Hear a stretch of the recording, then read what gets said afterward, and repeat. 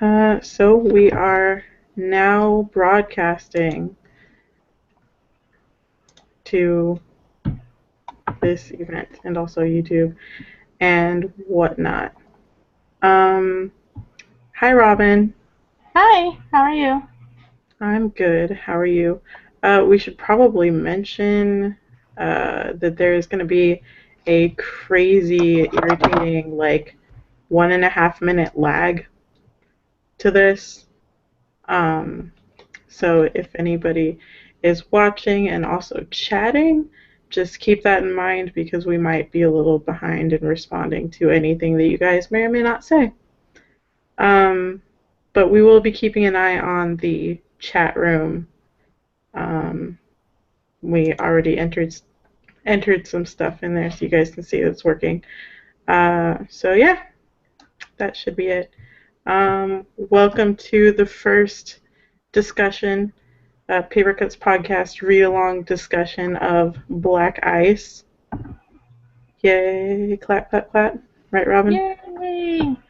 Yeah, I haven't been threatening you No, you in the haven't. last week. I totally didn't. Even the last week. You mean today? You've been threatening me today. Yeah, Uh, I started reading it this morning. yeah, but it's okay. I understand because it's pretty kind of shitty. But I guess we should get into that. So Yeah. The blurb for the book doesn't match what actually happens in the book completely. It is a little bit misleading. right? That's the blurb is completely like it gives you a completely different expectation. And also, I just want to mention that I'm like super sad that I didn't get this as a digital copy because I had to suck it up and get the print copy from the library and I wanted to highlight so many fucking lines and they kind of frown on highlighting a library book. So I just have like 14 pages dog-eared with all of the horrible shit that I wanted to remember. It's very inconvenient, is what I'm getting at. Did you, how did you end up getting your copy? Mine was a library as well. My library is very good, so it tends to have almost every book that I want. But yeah, I got a hard copy at the library. They did not have a digital copy. Um, So you got the print? yeah, I have a hard copy. Yep. So I guess we should start with I guess the prologue, right? Because that's like the beginning of the book. But Yeah. before I interrupted you, you were talking about how the blurb totally doesn't match the actual book. Yeah, should I reread the blurb for those who didn't hear it last time? Sure, go ahead. Why not? So the one that I have in my book is slightly different from the one that was actually on Goodreads, but it reads, Brett Pfeiffer has trained to backpack the Teton Range, but she isn't prepared when her ex-boyfriend, who still haunts her every thought, wants to join her. Before Brett can explore her feelings for Calvin, an unexpected blizzard forces her to seek shelter in a remote cabin and accept the hospitality of its two very handsome occupants. But these men are fugitives, and they take her hostage. In exchange for her life, Brett agrees to guide the men off the mountain. As they set off, Brett knows she must stay alive long enough for Calvin to find her. Things get even more complicated when Brett finds chilling evidence of a series of murders that took place on that very mountain, a discovery that may make her the killer's next target. But nothing is as it seems in the mountains, and everyone is keeping secrets, including Mason, one of her kidnappers. His kindness is confusing Brett. Is he an enemy or an ally? Um, blah, blah, blah. Falling in love should never be this dangerous. Um, she's trained, she's prepared for the trip, but the blurb gave me the impression that she was maybe a professional who did this, you know, for like guides or did it regularly Right, on a regular basis. That's not actually the case on here. She has prepared for this trip, but she hasn't actually done any right. long-term trip backpacking. Right. This is her first time. actually like hiking by herself. Um, Yeah. it completely fails to mention the best friend character, which I Yes. find kind of ominous in a way because Yeah. her best friend is like right there with her through everything that the blurb describes, and they Well, don't as far as mention we her at know, all. because we only read as far as the exchange for her life part. They Right. don't actually they haven't actually set off yet, and that's one of the things that we could discuss was is the character actually going to what was her name Corby actually going to Corby. be going, or did Britt manage to convince the kidnappers to leave her behind? Well, I mean But that that's something we don't know yet. right. Um, We have yet to see. Calvin is not wanting to go with her. Right. So the blurb makes it sound like he just like invited himself along, but that's not the case. He's being forced to go as a chaperone, which really Doesn't make changes sense. right, and it changes the dynamic that you know, the blurb describes because the blurb makes it sound like he wants to be there and maybe that's part of the whole, will they won't they Hmm. relationship drama, but no, he's like he's going because the parents are making him. Corby's parents because he's Corby's brother. Um, Yeah, and it didn't. I haven't bone to pick with that issue there as well. Um, they don't really promise to keep her alive if she helps guide them off either on here. no, they've actually made it pretty clear that, or Mason at least has made it pretty clear that her chances of surviving are not great. Yeah, yeah. So it's not exactly how the book described it, but it's still not a good book. Right. No, it's actually really interesting because the way that the book describes it makes it, I mean, obviously it caught our attention by being like absolutely fucking awful, like by being everything that we hate. And then you read the book and it's not, like you said, it's not necessarily better, but it is different. Um, so I'm kind of curious, like, it feels to me like they're setting up kind of a reversal. Um, there are a lot of lines in there where Fitzpatrick is like, um, she talks a lot about how Britt relies on the men in her life, and that's like a kind of a repeated thing. And to me, it seems like if she's going out of her way to point out that Britt relies on the men in her life, then she's probably going to make it so that Britt like saves herself, kind of thing. But the blurb promises like damsel in distress. So I'm confused because it's like if it's a book about a girl being empowered and saving herself and fending for herself in the wild, then why are you making it sound like it's about a girl who's waiting to be rescued? Like that's weird. Also, hello, soul of the dragon. We see you. So did you have any input in that regard, Robin? Yeah, I'm not quite sure what she's trying to do with this book because she's obviously already made changes to the blurb. It doesn't quite fall in that area. And it could still be the horrible book that we were expecting it to be, but like you said, it could also be the reversal, which would make it probably a step up from what I was thinking it would be at the end. But there's a lot of, in just the 7 chapters that we've read, I have a lot of issues. Yeah, it's I'm fairly confident that she's going to try to subvert the tropes that the blurb sets up. Whether or not she'll accomplish that or accomplish it gracefully, I am doubtful about. Just because what we've seen so far is fucking good God. So, where did you want to start? Uh, We can definitely start with the prologue, unless you had something else you wanted to do with the blurb.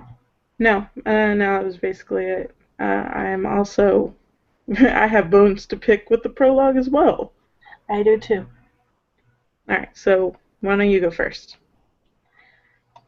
So the first thing that stuck out on in my mind was I've always heard, and maybe there's something out there that will say otherwise, that the drugs that are put in drinks, like roofies, Hmm. are tasteless, and she tastes it Right. in the prologue. That bothered me by itself. Plus, it sounds like she was so drunk that he really didn't need to at that point either. Well, I mean, the drugs, I think, are what keep her from reacting after they leave. Like, he might not have needed it to get her to go home with him, but I feel like he definitely needed it to keep her from freaking out once they left. Um, I'm not sure because it sounds like she was pretty drunk when they left the place before he even gave her the. Um, it's picky, I know, because we can't really tell. I got the impression she drank a lot and she was getting to the point where she was going to black out. Um, and even if she did freak out, if she's that drunk and he's not drunk at all, he can overpower her easily. well, And I I would mean, think that that would give him more pleasure from the actual kill because it's a power struggle in that area. He gets to dominate her, whereas if she's basically drugged out of her mind, then I mean it's like going to someone's bedroom while they're sleeping, suffocating and strangling them. There's not as much of a thrill, I would think. But I'm not an expert at that either, so. well, I think that's completely like, killer specific, but I do think that him drugging her was probably like, even though you don't think that she would have been able to put up much of a fight, I think the drugs are probably just to ensure that she doesn't get away. Um, yeah, I. So that's your first bone. You That don't was like my the the main. discrepancies. My main bone was yeah. I'm it makes me distrust the author when I'm seeing things that I've heard are completely different. So the fact she tastes the drugs I makes me question it, and she does that a couple of times where there's things, there's details in the story that I kind of go, now wait a minute. yeah, Um, I think a lot of the things that happened in the prologue were strictly like from a narrative perspective to let us know how the killer operated. Um, because the prologue is kind of useless outside of introducing us to the killer's methods and like giving us a concrete like information on who the killer is and what his like characteristics are so that we can immediately associate the killer with what's his fuck? What is his name, Robin? Mason. No, Mason's not the one who's supposed to be the killer. It's supposed to be the other dude. Sean? Was it Yeah, I Sean? think so. Mason and yeah. Um, Um, but yeah, so like we see from the girl's perspective, we see she she identifies his broken yeah, nose. Sean. She identifies his broken nose, his blonde hair, and his Stetson. And even though Corby relays that information to Britt later, it's also like second, third, fifth, 15th hand, you know. It's not confirmed, but since we get the chapter from the victim's perspective, we know without a doubt that this guy is at the very least involved. Now, I think that the prologue is a trick. I think that the prologue is meant to make us like positive that Sean is the murderer, but I think it's probably actually going to turn out to be Calvin. Calvin, her brother. Yes, Hmm. um, Well, I'm I mean, it almost certain. makes sense at this point, yeah. At this point, without knowing how she's going to end this, I would say the prologue was unnecessary. See, I don't think so though. Like I said, I think it was Hmm.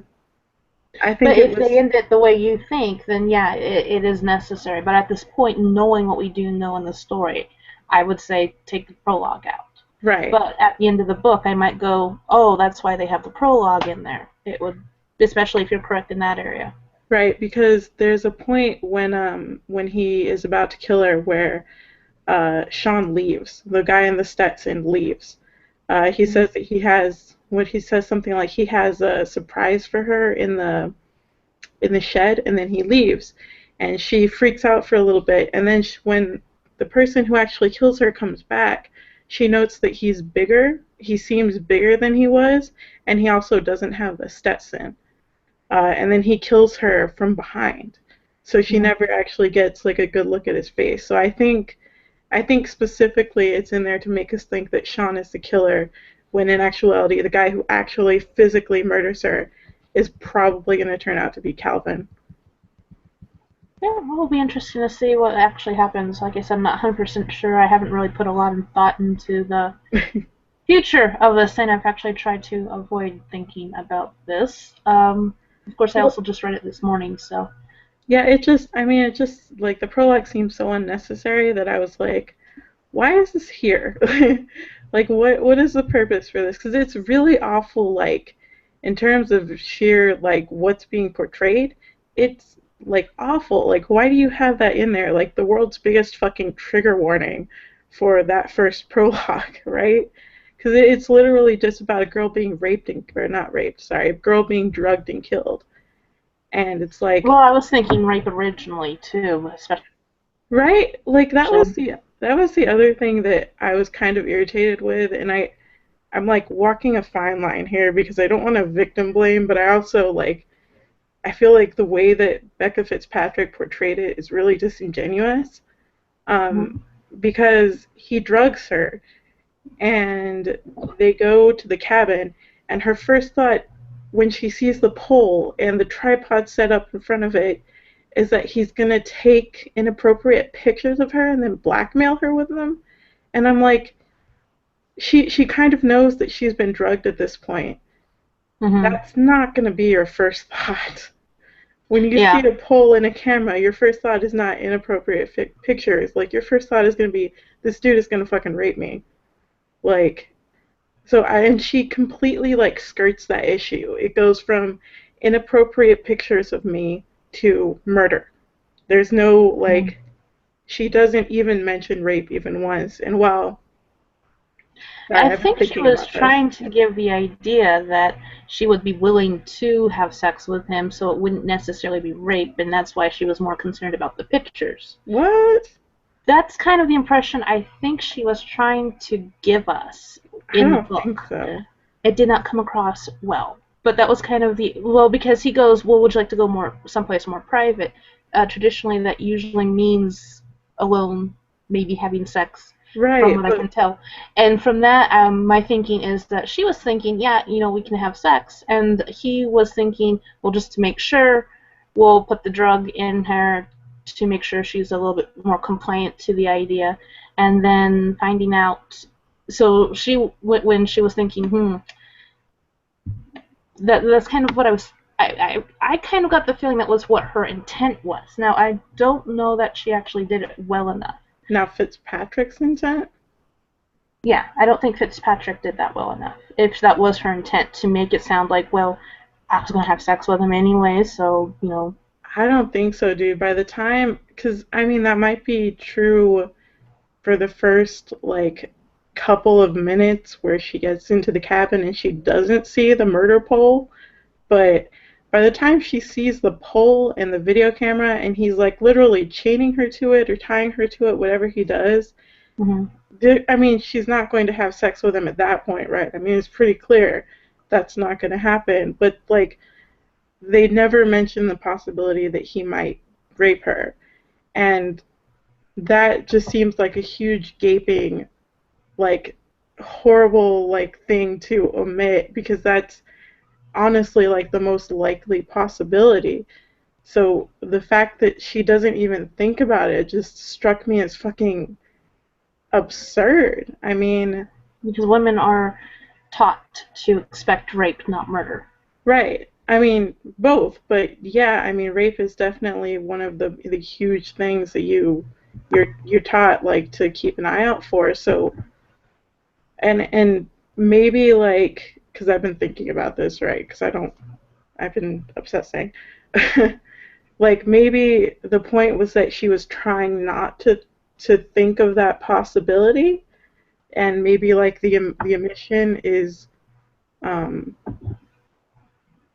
intentional, but I, I don't know. It's such a huge thing to not have her even think about that. It almost feels to me like she didn't want to mention that because that's so abhorrent. Like even It's more, cliche. yeah, and well, even more abhorrent than like somebody being murdered is like normal thing in YA, but rape is such a huge like thing that I almost feel like she took the easy way out and just didn't even mention it, just like intentionally. Yeah, yeah. Well, yeah, my impression was that she was kind of going, well, she's gonna have sex with him anyways, so it can't really be rape, but the compromising pictures might be something. But yeah, it is definitely weird that they do not mention that. And I do have to agree with Soul of the Dragon. The prologue is weird. It does start in first person. The rest of it is in third person, so far as we can tell. But I see that a lot when it's the prologue. It will not match Well, the rest of the book. the prologue is in third person. The rest of the book's in first. Yeah. Is it? You said the Yeah, opposite. third. I'm sorry. Yeah, the opposite. Well, yeah, because the protagonist is Brit, and they're not. I And mean, that seems kind of traditional for books with prologues, is that they'll have it happen in a different point of view or in a different style with the prologue than the rest of the book to to set it make it apart. known that it is, yeah, to set it Yeah, up. it's not the story proper. And also, I mean, I'm pretty sure you don't want to actually be going through what that girl goes through in the first person because that's awful. That's awful to read, and it's awful to read in third person. But in first person, I imagine that's just like no. Um, did you have any other issues with the prologue? I just felt kind of disappointed at the end of it. I'm like, that's it, really? That's what the entire prologue's about. Like I said, at this point, when I got done reading the prologue, I was kind of like, well, that could have been told very well through dialogue and news reports and the actual proper story. Whereas, so we wouldn't really need that point of view on there. So at this point, unless something else happens in the book, I'm still kind of in the what was the point in me reading the prologue there? I Right. could have skipped on to chapter one, but we'll see what happens as that develops in Yeah. that area. Like I said, Um, I was thinking the exact same thing until I started like, okay, then why is that there? And that I reread it and that occurred to me. Um, the other thing that kind of struck me about the prologue, and I feel like we should move on from this because we're only scheduled for an hour, and I don't know if Google Hangouts is going to cut us off if we don't finish. So, um, like the whole thing of the girl from the prologue being, and I have it bookmarked in quotation marks. Um, that line about her being, let me find it. Where was it? Oh my god, it's totally here. Why isn't it? About, so the whole thing is that she's like a sad little rich girl. Like mhm. that is her character cliche, which is like if you're gonna write this prologue from her point of view, like why would you go with such an awful cliche in the first? Why would you go with a cliche in the first place? A, but B, why would you go with like, here, I'm gonna read this. They didn't want a free-spirited artist in the family. They wanted a daughter with a diploma from Stanford.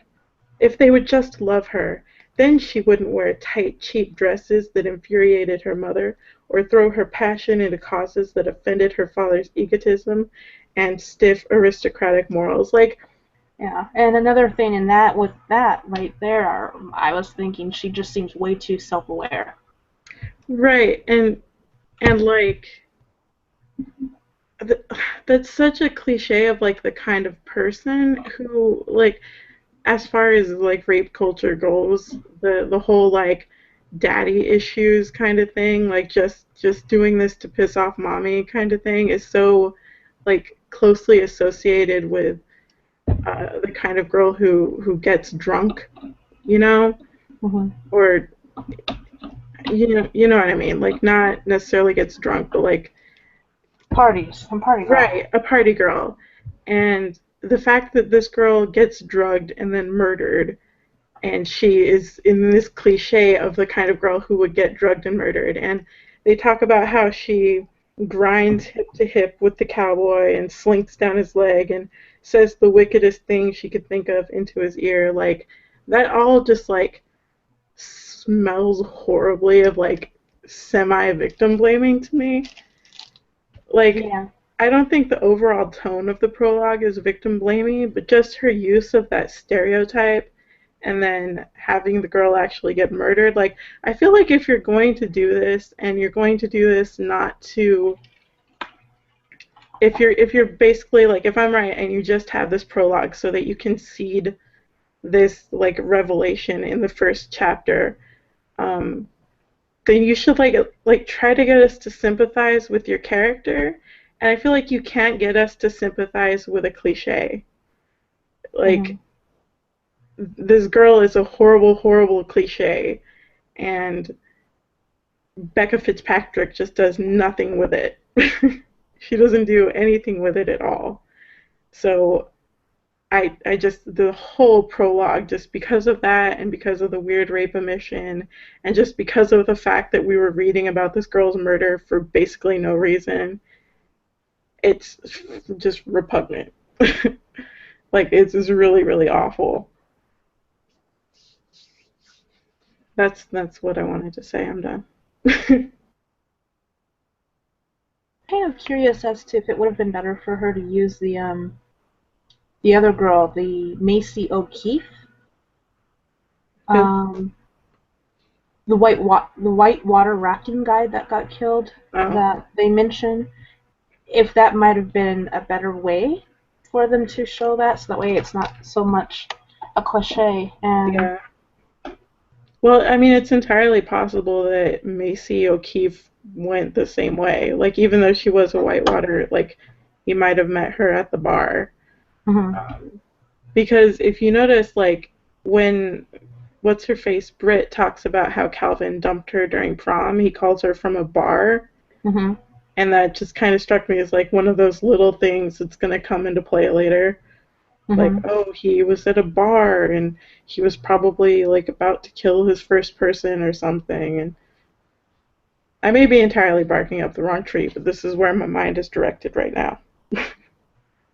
So I don't Yeah, know. well, we'll find out. Maybe we'll have a little bit better clue with the next 100 pages. Yeah, I mean the map too, and the fact that he doesn't want to be up there with them, and he's being so cagey about it. Like it just all smells like it's gonna turn out to be him for the twist. Anyway, so I guess unless you have anything else you wanted to say about the prologue, we can finally move on. Yeah, Uh, we can move on. Yeah. after 20 minutes.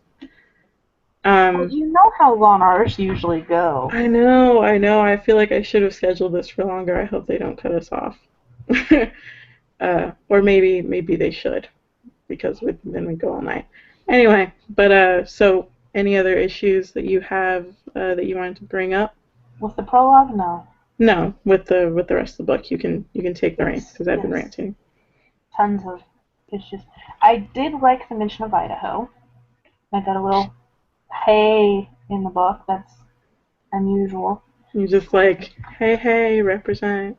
Yeah, well, they at least mention us because Idaho's not a popular state in books. Um, the I mentioned this before. The Calvin playing escort for his sister just strikes me as weird since they know that Britt and Calvin dated. Uh-huh. So why would they send Calvin to watch the girl he dated and his sister? Well, they How is that presumably. any better than just sending the girls off on their own? Because now you've got two girls who are looking at a potential pregnancy if they go with these guys. That's the problem Instead with of the just the one. pregnancy. um, I don't know. I can kind of see it because like if he's her brother, then he's not gonna like wanna hang around the house while some dude like fucks his sister. Like that. I mean, I can I kind don't of think he'll understand it. mind too much if he's fucking his sister's best friend at the same time. So who knows? But they also know that him and the best friend had like a pretty terrible breakup. Like it sounds like he was kind of a dick about it. So I don't know if like maybe they want it to be awkward or maybe it's just a terrible setup for a dumb book. Yeah, so that just completely threw me off because they know that there will be awkwardness. They know that they broke up, but that doesn't necessarily mean that they're over each other. As you can obviously tell, Britt is not, Well, yeah. which opens up the possibility. I don't know. I think it would have been better if a father came, or a mother came, or another girl came to play fifth wheel. But no, they're going to send the brother who is the ex boyfriend of a girl who is still kind of pining for him. hmm I mean, yeah, I guess I can kind of see it both ways. It didn't completely stick out to me except as being, convenient premise. Yeah. Um, the thing that I noticed, uh, aside from normal things, was that Britt is kind of an asshole. So is Um, Corby. yeah, they're both kind of dicks, and I'm not sure how we're supposed to relate to them. I guess I mean in the sense that like they're just teenagers. And I guess we're not really supposed to relate to them. Teenagers are. So I guess if you're like a teenager and not a jaded 20 something who hates everybody, then you might relate to them a little better. But Britt was an asshole. Corby was an asshole. Like I could not believe that Britt, after meeting Calvin in the 7-Eleven, like got into his car and messed it up. Like she dumped shit on his rug and then He she did stole his not. CDs. Like what the fuck, man? Like who does that? How old is she? Well, I 3? mean, all right, like who seriously, who like do people is that a thing people do? Like do people actually feel comfortable ruining other people's shit? Like people who are not raging assholes? Because that just like even when I was a teenager and super pissed off at somebody, like I would never fuck up their car. It just seemed like an entitled, spoiled brat thing, and I was like, I don't like this person. I don't like this person, and she is the protagonist. Yeah. And then Corby comes across. Corby and Britt, I'm reading their books while they're in the car, and I'm reading what they're talking about in the car, and I'm just kind of going, why are you two friends? How long have you been doing this? I think that's yeah. I mean, I think that's the thing, right? And they say in the book that they're frenemies, I guess. They're Like, sisters. yeah, and I mean that's Corby is very reminiscent of the best friend in the last series Fitzpatrick did, V. Like I she haven't read reminded it. me a lot of her. Okay. Um, just in the whole like boy crazy best friend kind of deal. And I guess Brit isn't necessarily any less boy crazy than her or what have you, but just she fits in that like best friend stereotype box really well. And it's just like disappointing. Like why are you rehashing this? Yeah. Yeah, and I agree with the soul of the dragon. Like, I mean I know that like our experiences are not universal, and saying that I would never have a friend who did that doesn't mean a whole lot because there are millions of other people who might have friends like that. But really, like, is this a thing that teenage girls do? Is this really a thing, or is this just a thing that the author thinks teenage girls do? Like I'm I, sure there are teenage girls who will do it now.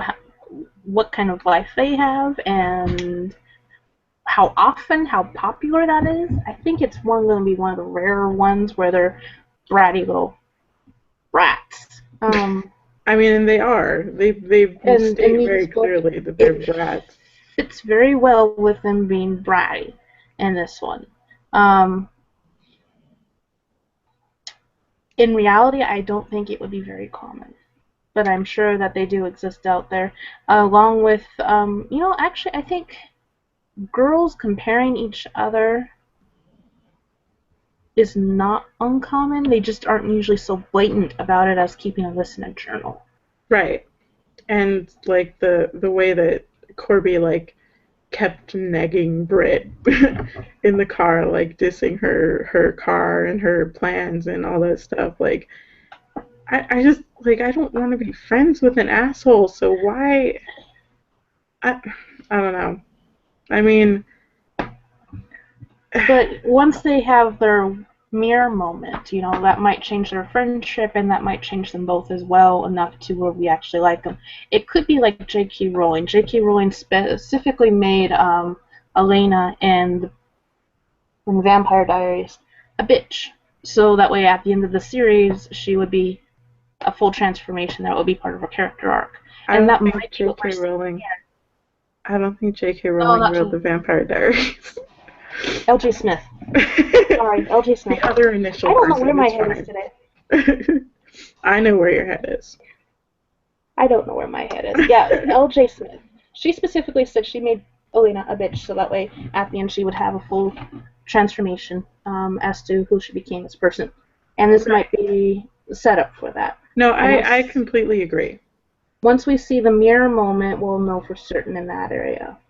I agree. I do think that they're being set up as being like kind of spoiled brats, so that they can evolve throughout the book, and that's why, like, it's hard talking about a book in chunks because like a lot of the way that I judge a book is by how it ends and how it progresses. So it's just like it's hard making calls on the characters and stuff when you're pretty sure they're going to change. But just from like if I were reading this book not for this project, just from like the first couple of chapters, I wouldn't want to read anymore because these people are jerks and I don't care. They're Yeah, jerks and they're not people that I want to read about. yeah. Um, And they're not very smart either, even though they keep saying that the other person is. So I yeah I that's another issue I have with the book. Especially, I wrote a comment on Twitter saying, and this is when the killer is after the girl and the girl runs up the stairs. And that's how I felt. If we're going to move on to that topic. But yeah. okay. Yeah, I think I'm pretty done. Except to mention that they keep making like if you want to get out your YA author bingo cards, they keep making really dated pop culture references. Like all of Corby and Brit's like their playlist and their ringtones are references to like 80s rock songs, and I'm like, I don't think teenagers would know what those songs are actually are. Well, I'm 10 years off of being a teenager. I know a lot of them, but um, she does specifically say it's 70s, maybe 80s music that's playing on the songs. So I know, but that just like smacks of the author throwing in something that like was relevant to them when they were a teenager. Dated, that whole dated pop culture reference thing, and then they throw in lines from the fucking songs, which is the most obnoxious. Like, I have that pet peeve. That is one of them. I hate seeing lines to songs in books because it's super obnoxious. well, you told me when I was first trying to write Regan's book at the time she was Janice, you hated seeing music specifically written into I do. I fucking hate it. books. Even if I don't give it a title, you're Yes. just like, what's the point in doing that? So since then, I've started describing the music if there is music, and that seems to make everyone happy. Right. But Like, yeah, I can understand the point because it feels dated even though they've got all this modern technology. right, and it's gonna date itself, even if the point is that it's dated, and they're listening to retro music, whatever. Like nobody fucking cares about that one line to the song that you like. B, if it's relevant, like you were talking about, then it's relevant in the way that it's like making them feel, then fucking describe that. Nobody cares what line you sing along to on your fucking ringtone, okay? I, I hate it so much. Grr. Called Yeah, Smash. the sexy song. Yeah. Yeah. Just, I don't care. I don't care so much. And that's like on the first fucking page. And I was just like, nope. If I were reading this by myself, I would be done right here because fuck that. What do you think of Mason? Uh, I don't know. I mean, he just seems so like generic bad boy right now. There's not really a handle on him. Like I'm on my wait and see point for Mason because he's just now like becoming a thing. Like I don't know why she has like such a desperate connection to him, like in thinking that he I don't know. I don't know. I reserve judgment. Why? Do you have feelings about Mason? I think he is going to be their worst enemy. I think that he is the charmer who gets um,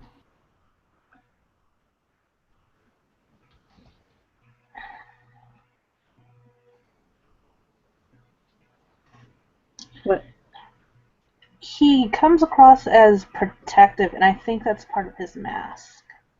You think that he's gonna like end up being the real psycho? I think he's going to be more of a. I think he's going to be more worrisome than Sean. Sean is not hiding it, and I think the fact that Mason is charming and kind and protective is trying to blindside readers and the characters in the book, and will, you know, throw everything out in that area. Be become his worst enemy in that area. He might not necessarily be the killer. Right now I'm thinking Sean might be the killer, Mm. but Mason is definitely. I think Mason's just going to be more dangerous at this point than Sean because he does have Britt's trust to a degree. I think She thinks he's going to be her protector, and I think he's going to be her right. downfall. I think from a meta perspective, if I hadn't settled on the Calvin theory, that I would agree with you because Sean is so obvious. Like he's so obvious, and she's gone out of her way with that prologue to make him like 100% for sure the killer. That it feels like you wouldn't write an entire book and give away like the twist in the beginning. You know what I mean? Mm-hmm. So like just from that I would agree that the real danger is Sean's dangerous, but I don't think he's going to be like the real problem. I think Sean is like one of those guys who like to wave their guns around and scare people, but I think Mason is the one who doesn't mind getting down and dirty.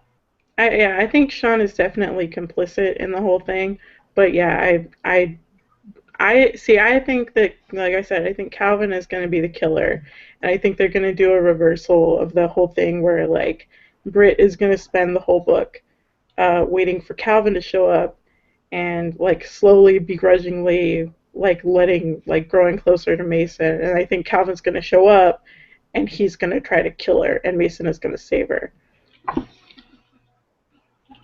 That's my theory. Like that's how I see it playing out. Yeah, and they both have that merit because I can see your point in with the bar with Calvin. With Mason, she does notice he's always watching this other guy, which to me sounds like a sociopath. He's just making sure his partner behaves so that way he knows when he has to make his move and kill his partner. Yeah, I'm curious So to see what their relationship is, Mason I, and Sean, because that's the one part that I'm not quite clear about. yeah, there's a Uh, lot of possibilities. I think right now it's kind of open ended as to who the killer actually is. I think that they do want it to look like Sean, but I don't think it's Sean. Yeah, I don't think it's Sean either. I think Sean is a red herring. Yeah. Um, But I can definitely see Calvin and I can definitely see Mason.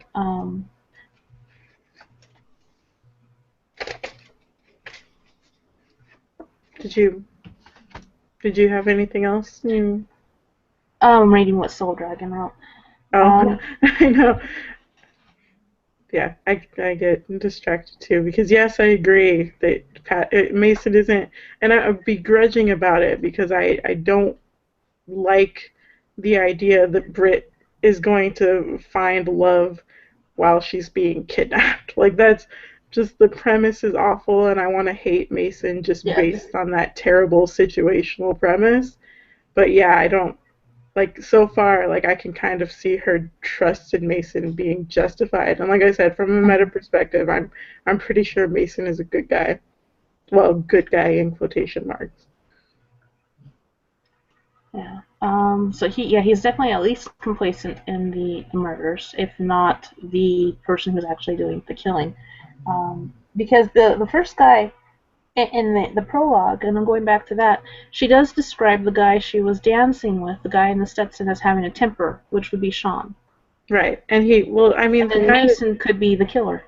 well, yeah, I mean the guy that she's dancing with in the prologue is like definitely Sean because they mention like I said the broken nose, the Stetson and Hmm. the blonde hair. Like those are all things that And like then the temper, yeah. yeah, those are all things like one or two of those things you could maybe pin on somebody else, but those are his identifying traits so far.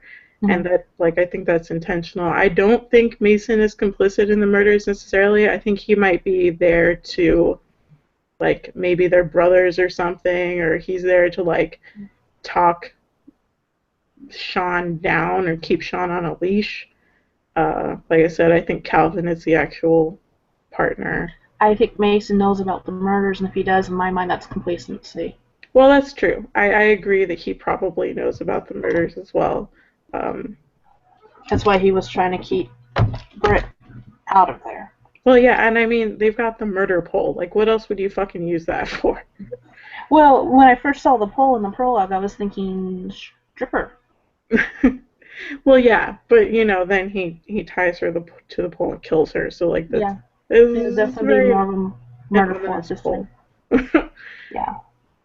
Um. Okay, so we're not quite sure what to think of Mason yet. It sounds like. Question marks. Question marks. Mentioned how stupid I thought the girls actually were, and I think that proof is in how they react when the snow comes down. What by leaving or By leaving the truck before they ran out of gas. I I don't know. I'm not sure. I like I felt like the reasoning was kind of sound there. Like they They know that Bear's gonna be there in 2 hours. Wait the 2 hours. but they do Wait wait. 4 hours. No. They say, well, he'll be here in about 2 hours. So we'll go a half a mile, and No. we'll come back and see if Bear's found us. So Right, they don't but actually wait in that area. Instead, they go out and they walk a mile for an hour, and that's when they run into the cabin. If they waited in the car the entire time until Bear should have shown up, the entire story would have been avoided. right. Well, and I And mean of course, that's the point. So to me, it's just kind of like the lady running up the stairs when the killer's coming after you. right, like danger this way, Mm-hmm. freedom that way, and then she takes the danger path. Um, I get that. I think that Brit's reasoning, as far as thinking that they might have taken a wrong turn and therefore they might not ever find them, was reasonable.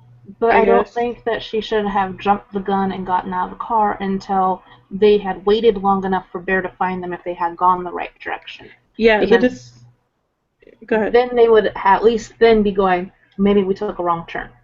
Yeah, Maybe we need to go to a house and see if we can find someone who can tell us exactly where we're at so we know how far off we are. That is what I would have probably done in that situation. But again, not everyone's going to do the same thing that I'm going to do.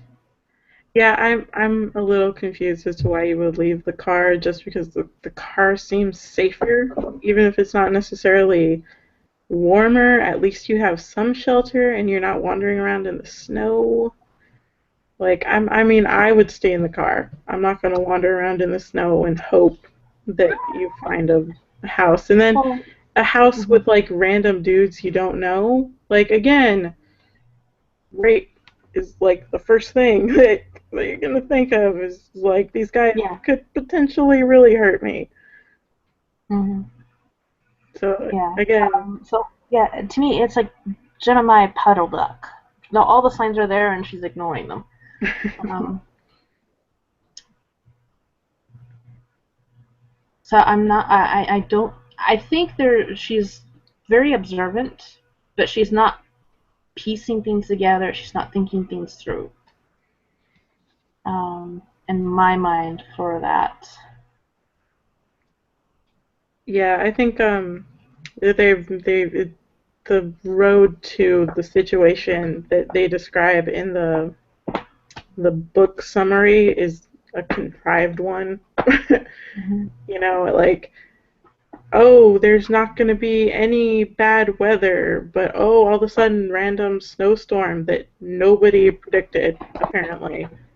And then, you know, instead of waiting it out in the car, we're going to get out and we're going to march around, and then we're going to find a house with two guys in it, and we're just going to run in and start flirting with them and not, like, be cautious at all. Like, these are all Oh, let's see if bear's terrible showing up. decisions.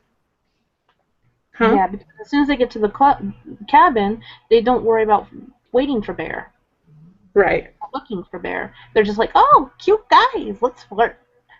Of course, they also have that bitchy little competition over who gets which guy. Yeah, like, for Christ's sake, people. Priorities, man. Yeah, I went to high school in Indiana, so I don't know if they would teach this in Idaho. But in my biology class, my teacher said that if we ever got trapped in the snow, take off all your clothes and use them as blankets and use body heat to keep warm to stay alive. Really. And that would have been probably the better move on their part because they're safe in the car because no one's moving. They have the Hmm. hazards on. They have sleeping blankets so they can curl up together, share the sleeping blanket, and not actually have to take their clothes off. Right. That would have been the smarter thing to do. So, yeah, they're just completely stupid in my mind in that area. Um, I would have at least waited until the car was almost out of gas before I started going, maybe we need to start looking. And Or then if wait we till started morning. looking, yeah, Wait till um, morning. Wait till the snow stops. then you have footprints so people can follow you, yeah. Hmm. And you're drier longer. Hmm.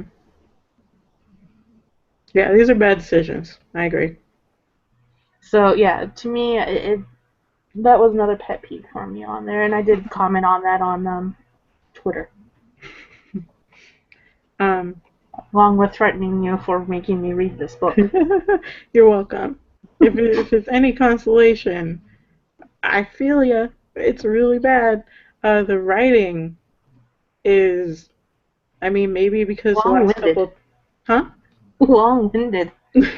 Well, I mean, maybe because the last couple things I've read have been, you know, decent, but the writing just struck me as like really just bad. Like, I don't know, just like not it's not good writing. Yeah, I kept feeling like I was getting a information dump Mhm. a lot of the time, and then it was very long winded in places. Yeah, definitely Soul Dragon. Everyone is too dumb to live in this book at this point. And that may actually turn out to be literally true. Now, what I want to know is why Mason and Sean are so desperate to leave the cabin now in the middle of a snowstorm. Yeah. That has Yeah. not become clear. Yeah, I'm their whole backstory is like the only part that I'm curious about. Like we were talking about earlier, why Mason and Sean are even together. I guess why they want to run away. I assume it has something to do with a murder gone awry or a plan for a murder gone awry, uh, something like that. Yeah, but then you would also think that if they go down there enough to do the killings, then they would have at least thought of a way to get out of there without without using common trails or roads on cars. So Right. Well, I'm still not quite sure exactly what we're expected to think of the bad guys here either. yeah. Um, I was I was kind of confused initially because the whole thing about her like figuring out that Sean doesn't live in that cabin because he doesn't know where anything is and they don't have any food and all of the very obvious warning signs that she doesn't pick up on. Um, like I initially thought this was the first time at the cabin, but no, because in the prologue the murder pole is there. So like you said, they've come to this place before, but they don't have any supplies there, which I guess is fair if you're only using it for murder. But yeah, and they don't know how to leave. They didn't have a plan for leaving. It's fucking weird. Yeah, and then again, we don't know specifically why they're wanting to leave. Did Calvin decide that he was going to kill Sean and I think and that is a that's why possibility. Mason showed up was to try to get him out of there, and he got caught in the storm as well. Um, yeah, it's hard to tell because they don't go into details. Well, and this is only the first 100 pages of the book, so we don't know. We don't know We'll, what's we'll gonna hopefully happen. find out soon. So Yeah. The last thing that happens before our chapter 7 chapter cutoff was Mason agrees to play along with Brit's ruse insulin about story, her insulin story. So which I'm leaves you to wonder if Corby is going to be left behind or not. yeah, I'm curious to see what they do with Corby because I really can't see her coming along on the journey away and it still being like the kind of book that it seems like it wants to be. Mm-hmm. So yeah, they're either gonna kill her or she's gonna stay there, and for this, I kind of don't think she's gonna die. Yeah, the way they have it set up, I'm not quite sure that. I mean, if the person who kills her is Mace, and Corbin and Sean is just the seducer, jack The lore. the jackass, yeah, the war. Um, he would have to end up revealing himself as the killer instead of being the nice guy that he's pretending to be for Britt. Mhm.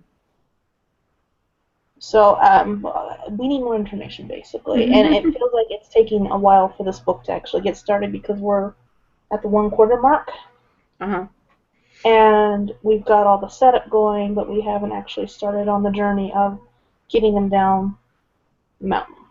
I think it actually is. I actually think the opposite. I think it's moving a little fast, not in a bad way, but in a surprised way, because I kind of didn't expect them to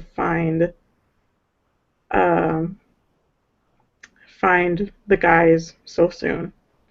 So Yeah, I was expecting her from the blurb again, from the blurb, which we've already established is completely unreliable. right. That she was in the middle of a hiking trip when all of a sudden a freak snowstorm shows up and she's like, shit. Right. They didn't even get to the place where they were supposed to be going before the snow hit. Yeah, yeah. So that just completely changes that perspective too in that area. So far at this point, everyone's an idiot. Yep. Everyone's an idiot. The end. So we are at 11:59. Like I said, I don't know if it's gonna cut us off. I'm kind of curious to see. So if we just, stop talking in like 50 seconds, that'll be why. But just in case we don't, Robin, is there anything else you wanted to cover before we potentially get cut off very quickly? Because it's 11:59. I think we've covered a lot of it on my end. Um, we've gone over the bad writing, the main characters. What do you think of the convenience of the older brother being diabetic? Oh, Is yeah. that going to play in other than her ruse? Oh, no, I don't think that's going to matter at all, except that it gives her information about, um, credible information about diabetes. And I guess if they're saying that she and Corby have done this before, then and then because her brother has diabetes, I mean, it's not completely out of reach conceptually. Hmm. Yeah, I just wasn't sure if that was going to come into play later on or not. I don't think so. I mean, aside from just being a reason for them to say diabetes, I don't think so. But I could be wrong. I think they kind of have a full plate with the which boy is the murderer. Which boy is the murderer and which one should I bone? Hmm. Yeah, well, one thing I didn't like was how quickly the friend Kirby. That's just such a weird name. Why that name? Um, was willing to cheat on her boyfriend. Oh, Corby. Yeah, Corby. Yeah, I don't know if they're wanting us to think badly of Corby. Like if this were Hush Hush, like I would feel like they were wanting us to think badly of Corby, but because they have that whole like I'm pretty sure they're gonna try and turn this into a story of empowerment. I don't know. Like I think maybe she wants us to think badly of Corby and then like you said, have her have an arc and then change in the end. So I don't know, but she is writing Corby really badly. Corby is an asshole. Yeah, I like Corby less than Britt. If I had to choose between them, I would be picking Britt. I mean, I guess I wouldn't really want to pick either of them, and there's But yeah, I wouldn't want to be either of them or with either of them right now. But if I had to choose them, Britt seems better than Corby yeah, at this point. yeah. I have reservations about hating characters like that, just because it's like it seems like a really like Corby is written really misogynistically, and I tend to blame the author for that more than the character. But I think in Corby's case, it's probably intentional. Yeah. But it's easier sometimes to write them that way than it is to. It feels like that this needed a couple more drafts to me. You say that about everything. No, mm-mm, not usually. The reason I say that is because again, going to my book, Regan started off as a complete and utter bitch, and it took me a couple of drafts to give them a little bit more, make her a little softer, to make her a little bit more appealing to people Mhm. instead of just this misogynistic view of her being a man with a vagina. Wow. um, but again, it kind of depends on what her intent was with this book. If it's supposed to be a full arc on here, then other than the fact that I don't like her way she is telling the story, I Mhm. can't really complain. But it's so hard to tell with only being 100 pages in. So Soul of the Dragon mentioned that they think that Corby is an asshole. I think that's what they were referring to show that Brit is better than Corby. And I agree, because that is usually the role that the best friend plays in books like this. Is the best friend is like a shallow asshole, so that you can look at the main character in comparison and be like, oh, at least she's not that. Now I like her. And I do agree, but this time I'm not like normally that's not like done with a whole lot of self-awareness, and I think in this case it might be. But I also might be giving Becca Fitzpatrick way too much credit, so we'll see. Yeah, didn't we do a trope show on that? I don't know if we did an entire show devoted to it. We did the Alpha Bitch one, and we might have mentioned it in that.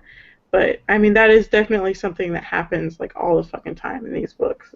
Yeah, The girl has the shallow best friend who with a is, stupid best friend. yeah, or the like boy crazy best friend, yeah. Which is again what V was in Hush Hush. So there's precedence. But Yeah, I yeah, haven't read Hush Hush. This is my first Fitzgerald. yeah, Whether that's good or not, I'm not sure. Fitzpatrick.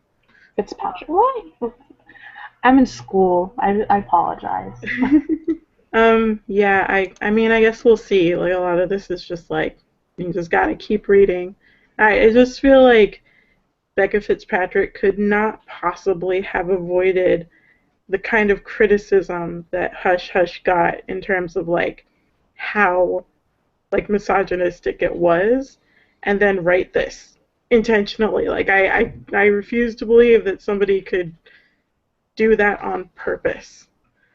So, I mean, this might be, I really feel like this might turn out to be a subversion, and I will not be, I don't know. I wouldn't be surprised if it is. But at the same time, if these are the kind of people that she is familiar with, it might not be.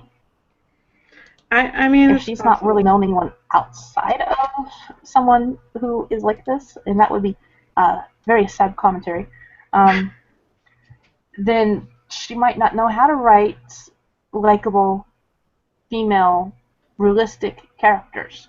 It's possible. I mean, Corby and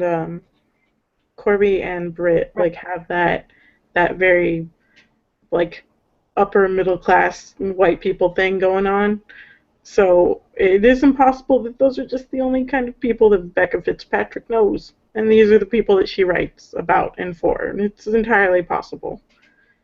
Um, Anybody who could just casually write about somebody destroying somebody else's property out of like whimsical spite is just like somebody that does not know that that is totally unacceptable to normal people. And she'd already kind of gotten her revenge because Mason played along with her. Right, like there was no need for that. I mean, they've been broken up for like 6 months. Like Eight that's just months. 8 months. That's just exceptionally petty and bratty. And I just like even the brattiest brat. Like I don't see that being a thing. Like how do you do that? That's just ugh, Yeah, I unacceptable. think after what Mason did for her, she'd be just kind of strolling out there. I'm hip and Right, cool, and I'm on top of the world. I made him feel something for me. I got my revenge. Instead, she's kind of like, well, that was good, but let's do another step up. I'm going to wreck his car. right. That's so bratty. It's unbelievable. It's no respect for other people's property, man. That's something that people who do not use things like tissue paper, like who can't just replace their iPhone when it breaks, like you learn that shit. You don't mess with other people's stuff unless you are really serious about that grudge. And her just casually fucking up his really nice car is just, I mean, maybe it's intentional to show how like bratty she is, but that's just, oh no, you don't do that. What do you think of the relationship between Calvin and Corby's parents to each other? Because they describe them as completely different. What do you mean? They describe Calvin's relationship with Corby's parents as almost abusive, Right, yeah. I and bet. yet Corby is the princess. I bet that is another warning sign, like a little bit of a seed in there to explain why Calvin is a murderer. Honestly, that's why Calvin is a murderer and why Corby has no idea.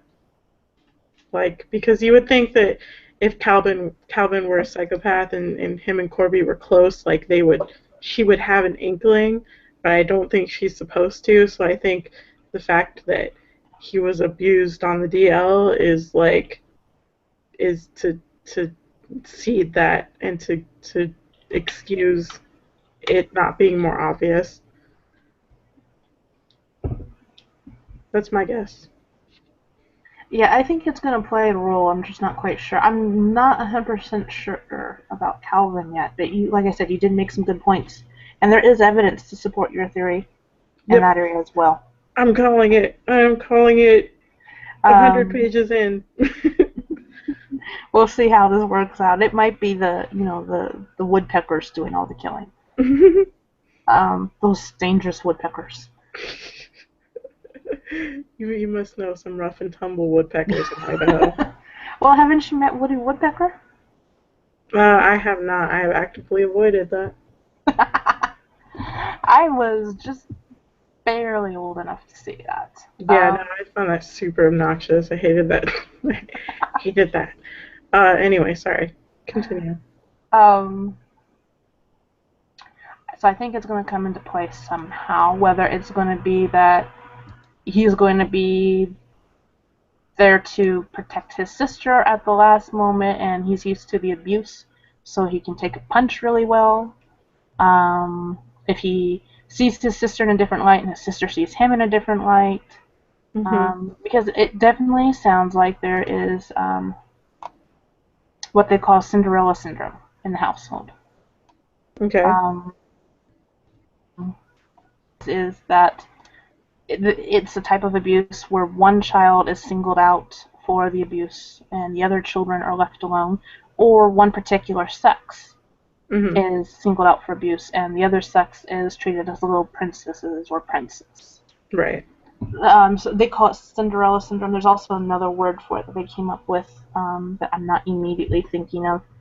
Um, so it's interesting to kind of maybe play around with that idea. I think that is definitely something that's going to come back and Hmm. Well, yeah, she show wouldn't up. have mentioned it otherwise.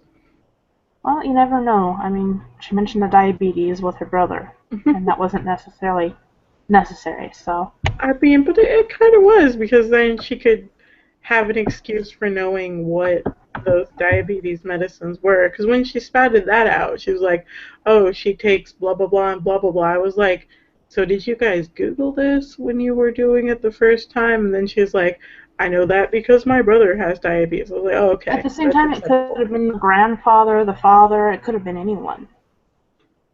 I mean, I mean, yeah, but the brother's convenient yeah.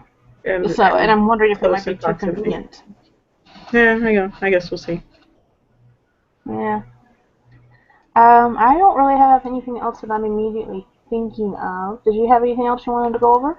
No, actually, that was kind of it. Like, we're so little, we're not so far into it, so it's kind of hard to have feels, except for that awful fucking prologue, which is awful. Yeah. How about you, Soul of the Dragon? Was there anything you wanted us to go over real quick? We can twiddle our thumbs for a minute and 30 seconds. Yeah, da da da. Just drop us a line. Let us know if there was something that you wanted to discuss. Huh?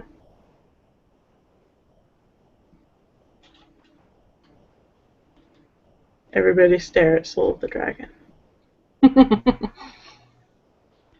Parental favoritism. I think that was what their response was to you, your Cinderella syndrome. It's okay, we'll wait.